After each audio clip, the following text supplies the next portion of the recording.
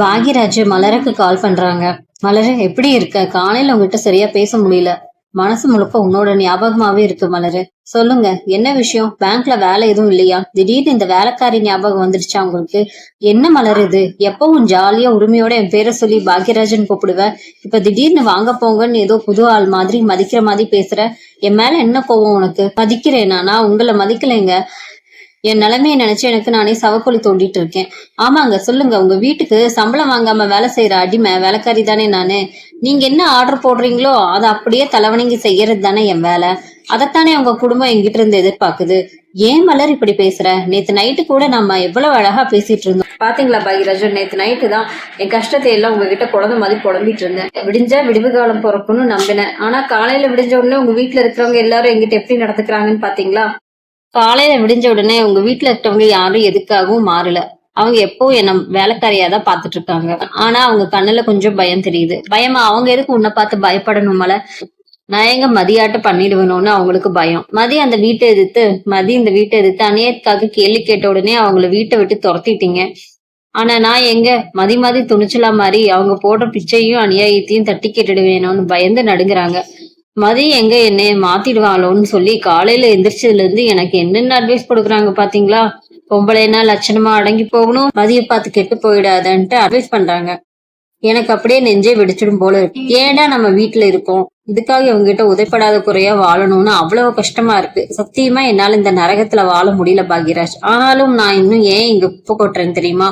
உங்களுக்காக மட்டும்தான். உங்ககிட்ட தோத்து போனா என் காதலுக்காக மட்டும்தான் எல்லாத்தையும் பொறுத்து போறேன். மலர், எனக்கு புரியுது உன்னோட வழி. புரியுதா? உங்களுக்கு எதுவும் புரியல பாக்யராஜ். நீங்க தான் நேத்து நைட்டு எனக்காக பேசுவேன், என் கையை பிடிச்சிட்டு உங்க குடும்பத்தை எதிர்த்து நின்று உரிமையா கேட்பேன்னு வீரவசனம் பேசுனீங்க. காலையில உங்க அப்பா அம்மா கிட்ட ஒரு வார்த்தையாவது எனக்காக எதிர்த்து பேசுனீங்களா?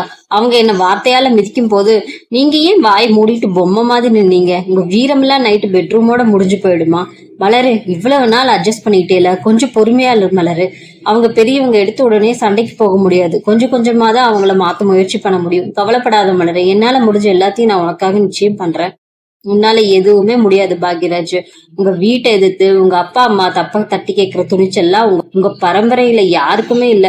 நீ ஒரு பயந்தாங்கோலி பாக்யராஜ். சரி, அதை விடு. உங்களால என் கண்ணீரை துடைக்க முடியாது. நீங்க போய் உங்க பேங்க் வேலையாவது ஒழுங்கா பாருங்க. எனக்கு இங்க 1000 வேலை இருக்கு. பாத்திரம் கழுவணும், வீடு பெருக்கணும், உங்க வீட்டுக்கு அடிமை வேலை செய்யணும். நான் போய் பாக்குறேன். அப்படி கோவமா போனை கட் பண்ணிட்டு வேலையை பார்க்க ஆரம்பிச்சிடுறாங்க மலரு. தங்கராஜுக்கு கோவம் வந்து மதியோட அப்பா ராமமூர்த்திக்கு கால் பண்றாரு.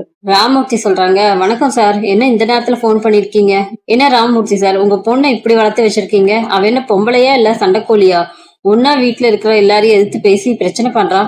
அங்க இடம் கிடைக்கலன்னா தெருவில் வந்து உட்காந்துக்கிட்டு ஊரை கூட்டி பஞ்சாயத்து பண்ணி குடும்பமானத்தை எல்லாம் விடுறா. அதுவும் பத்தாதுன்னு உங்க வீட்டுக்கு கூட்டிட்டு போனீங்கன்னு சொல்லி துரத்து விட்டா. நேரம் போலீஸ் ஸ்டேஷனுக்கு போய் என் மாப்பிள்ள சுரேஷ் மேலேயே கம்ப்ளைண்ட் கொடுக்குறா. என்ன சார் பொண்ணு வளர்க்குது? உங்க குடும்பத்துல யாருக்கும் அறிவே இல்லையா? அச்சோ தம்பி, தங்கராஜ் சார், என்ன சொல்றீங்க? எனக்கு ஒண்ணுமே புரியலையே. எங்க மதி காலையில வழக்கம் போல காலேஜுக்கு தானே போயிருக்கா. அவ எப்படி ஸ்டேஷனுக்கு போவா? ஆமா, உங்க பொண்ணு எங்க போகுது ஏது போகுதுன்னு கூட தெரிய வச்சுக்காத தகப்பன் தானே நீங்க. உங்களுக்கு அவ்வளவுதான் அறிவு இருக்கு. உங்க பொண்ணு காலேஜுக்கு போய் பசங்களுக்கு பாடம் எடுத்தாலா, இல்ல போலீஸ் ஸ்டேஷனுக்கு போய் போலீஸ்காரங்களுக்கு சட்டம் சொல்லி கொடுத்தாலா? அவளுக்கே போன் பண்ணி நீங்களே கேட்டு பாருங்க. அவ உங்ககிட்டயும் போய் சொல்லிட்டு தான் போயிருக்கா. தம்பி, அவ அப்படிப்பட்ட பொண்ணு இல்லையே. இங்க பாருங்கம்மா ராமமூர்த்தி, மரியாதையா சொல்ற கேட்டுக்கோங்க. உங்க பொண்ணை நான் சொல்றபடி அடங்கி ஒடுங்கி புருஷன் காலில் விழுந்து வாழ சொல்லுங்க. இல்லைன்னா இனிமே நடக்கிறதே வேற. என்னை பத்தி உங்களுக்கு நல்லா தெரியும். என் கேரக்டர் என்ன, என் அதிகாரம் என்ன, நான் நினைச்சா என்ன நடக்கும்னு உங்களுக்கு நல்லா தெரியல ராமமூர்த்தி. அப்படி இருந்து நான் ஏன் இன்னும் உங்ககிட்ட இவ்வளவு சைலண்டா கனிவோட பேசிட்டு இருக்கேன்னு தெரியுமா? மதி ஒரு பொண்ணுங்கிற ஒரே காரணத்துக்காக தான். அவளுக்கு பதிலா உங்க வீட்டு பையன் வேற எவனாவது என் மாப்பிள்ளைய எதிர்த்து நின்று இருந்தானா இந்நேரம் என்னோட டீலிங்கே வேற மாதிரி இருந்திருக்கும். அவனை இந்த ஊர்லயே நடமாட விட்டு இருக்க மாட்டேன். சார் தப்ப எதாச்சும் தான் மன்னிச்சிடுங்கன்னு ராமமூர்த்தி கெஞ்சுறாரு. உங்களோட முகத்துக்காக மட்டும்தான் நான் எவ்வளவு தூரம் பொறுத்து போறேன் ராமமூர்த்தி. இத்தனை வருஷமா நீங்க எங்கிட்ட விசுவாசமா கரெக்டா இருந்தீங்க. அந்த ஒரு பழைய மரியாதைக்காக தான் இன்னும் மதிய விட்டு வச்சிருக்கேன். ஆனா அவ தன் எல்லையை மீறி போயிட்டு இருக்கா. அதுவும் கோர்ட்டு கேஸ்ன்னு இழுத்து விட்டு மாப்பிள்ளையோட வேலைக்கு ஆபத்தை வரவழைச்சிட்டு போறா. பாத்துக்கங்க. இதுக்கு தான் நான் உங்களுக்கு லாஸ்ட் வார்னிங் கொடுக்கறது. இதுக்கப்புறம் நான் உங்களுக்கு போன் பண்ணி பேச மாட்டேன். எதுவா இருந்தாலும் ஆக்ஷன், நேரடியா களத்துலதான் இறங்கணும். ஜாக்கிரதாங்கிறாரு.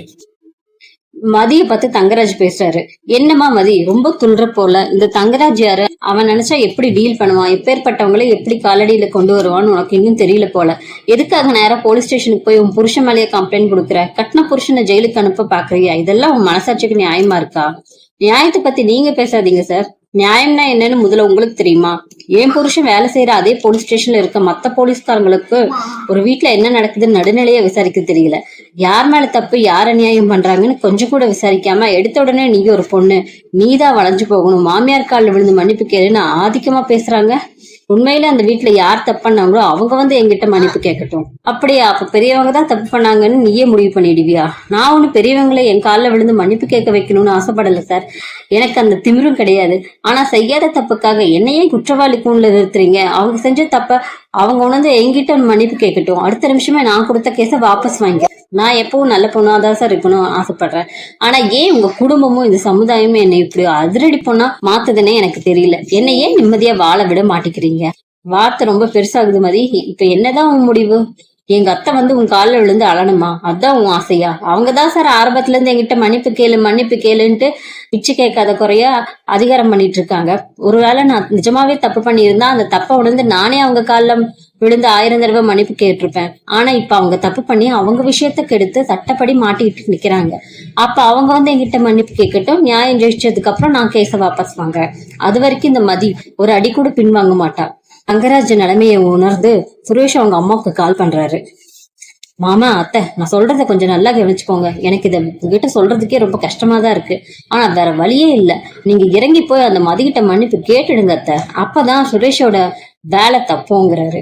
என்ன மாப்பிள்ள சொல்றீங்க? நான் போய் அவகிட்ட மன்னிப்பு கேட்கணுமா? என்ன பேசிட்டு இருக்கீங்க? அவ சொல்ற வெட்டி மிரட்டுக்கல்ல நீங்களும் ஒரு ஆம்பளையா நம்பிக்கிட்டு அந்த ஓடுகாலி கிட்ட புருஷனை மதிச்சு வாழ தெரியாதவகிட்ட என்ன போய் மன்னிப்பு கேட்க சொல்றீங்க? அவ அவ்வளவு பெரிய தப்பு பண்றா தெரியுமா? பெரியவங்களை மதிக்க மாட்டேங்கிறா, குடும்ப கௌரவத்தை கெடுக்கிறா. அத்தை கோவப்படாதீங்க. எனக்கு அந்த பொண்ணு மதிய பத்தி நல்லா தெரியும். அவ மேல எந்த தப்புமே இல்ல அத்தை.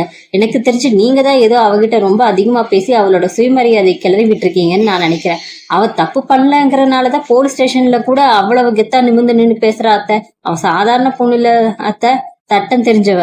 இருந்தாலும் அவன் எனக்கு மருமகள் தானே தம்பி. அத்தை, இந்த கௌரவம் முக்கியம் இல்ல, உங்க பையனோட வாழ்க்கை முக்கியம். இந்த விஷயம் சுரேஷுக்கு தெரியறதுக்கு முன்னாடியே நீங்க போய் அவகிட்ட பேசி மன்னிப்பு கேட்டு கேஸ முடிச்சிடுங்க. அதுதான் உங்களுக்கும் நல்லது, உங்க பையன் சுரேஷோட போலீஸ் வேலைக்கும் நல்லது. இல்லைன்னா சுரேஷ் வேலைக்கே ஆபத்து வந்துடும். இப்பவே சுரேஷ் அழுது கெஞ்சிக்கிட்டு இருக்கான். அதுக்கப்புறம் உங்க குடும்பத்துக்கே பெரிய அவமானம் ஆயிடும். நீங்க அவகிட்ட இப்போதைக்கு மன்னிப்பு கேட்டு கேஸ க்ளோஸ் பண்ணுங்க. இனிமே அவளை அந்த வீட்டுக்கு மருமகளா வச்சுக்கணுமா வேண்டாங்கிறத நாம அப்புறமா சுரேஷ் வச்சு முடிவு பண்ணிக்கலாம். அது வரைக்கும் நீங்க அவ விஷயத்துல தேவையில்லாம உள்ள தலையிடாம அமைதியா இருங்கத்த.